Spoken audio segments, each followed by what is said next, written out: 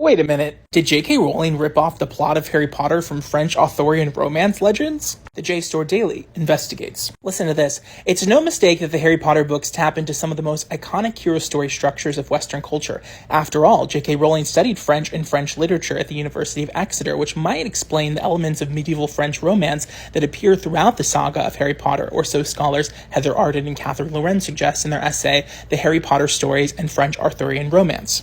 Arden and Lorenz noted that although the non-wizard Muggle society outside Hogwarts has moved into the 21st century with automobiles, telephones, and trains, and the wizards occasionally move into the world, Hogwarts itself is still rooted in the Middle Ages, from the sealing wax used on the letters to Hogwarts house's heraldic insignia. Indeed, many of the Hogwarts professors are members of the medieval Order of Merlin, so true, and much of the fauna of the wizarding world seems to have trumped straight over from a medieval romance, including unicorns, dragons, basilisks, werewolves, and a phoenix.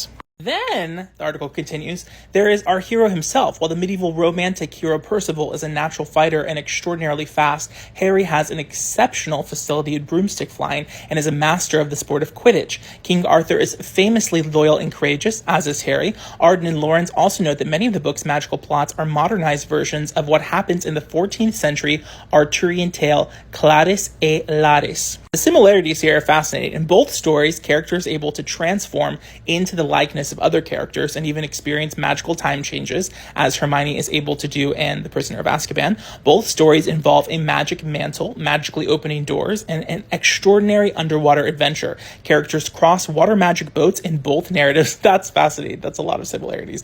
An ogre is killed in Clarisse et Laris, while Harry and his friends are merely able to render unconscious the troll in the girls' bathroom.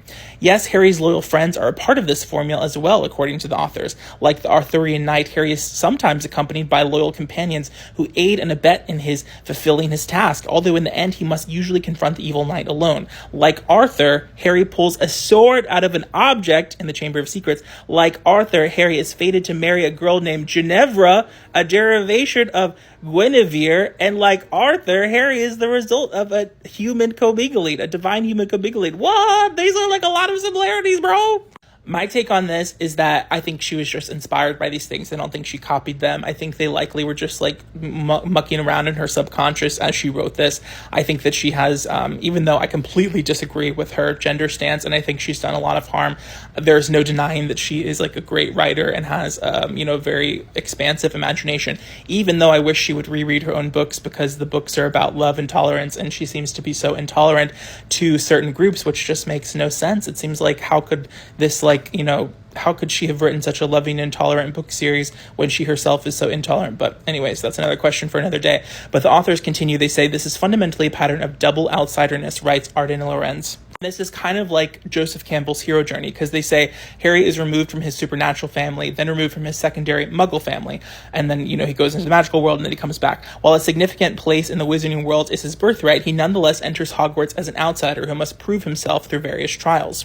I didn't realize that was tied to Arthurian Legends. I thought she made that structural choice so that Harry could mirror the reader, and as he asked questions, it's the questions that the reader would ask, but maybe it was just a happy accident. And if there's one thing readers love and have since the days of medieval Arthurian romance, it is an outsider who turns into the chosen one. This is really fascinating. What do you think about this? Do you think that some of these themes were kind of heavily lifted? I mean, the crossing of the lake and the underwater adventure and the ogre, that's all wild. I just assumed that she just made all this stuff up, but it makes sense that she studied these legends and was, quite inspired by it. I also read that she went and taught in, I believe, Spain, and that's where she got the ideas for the castles and the robes that all the people in Hogwarts wear. The question of artistic influences is also just so interesting to me, how people come up with the things that inspire them, if they're heavily lifting from, just kind of doing a reboot or a remake or readaptation. I feel I see this in music all the time, where people sample. It's kind of like sampling music clips, people will sample a classic song for a hyper pop music song. And I wonder if it's J.K. Rowling was sampling Arthurian romance tropes, and then mixed with her life, remolded it into Harry Potter. It's just kind of a fascinating question. What do you think about this? What are your thoughts?